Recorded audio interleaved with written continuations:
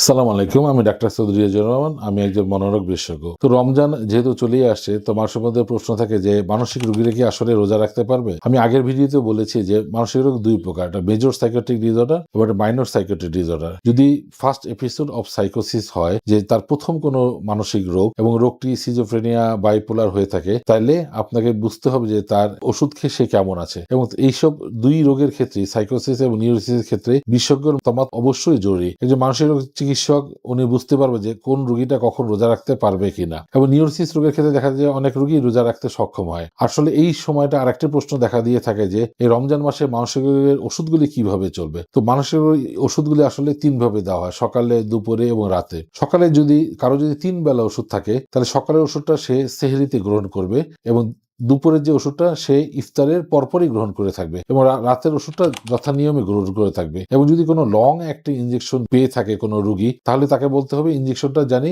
ইফতারের পর নেওয়ার চেষ্টা করে। তাতে দেখা যায় যে তার যে সমস্যাগুলি সেগুলি অনেক সমাধান হয়ে যাবে। প্রতিটা ওষুধের যে গ্যাপ ৩ বেলা দিয়ে থাকলে ৮ ঘন্টা করে মেইনটেইন করে থাকে, এখানে গ্যাপটা একটু কমে যাবে এবং আশা করি এই গ্যাপে কোনো সমস্যা হবে না।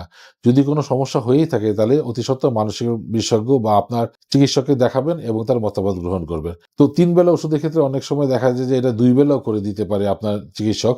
সেক্ষেত্রে সকালেরটা সেহরি সময় খাবেন আর রাতেরটা যথানিয়মে খাবেন। তো রোজা রাখুন, ভালো থাকুন এবং নিয়মিত ওষুধ গ্রহণ করুন। ধন্যবাদ।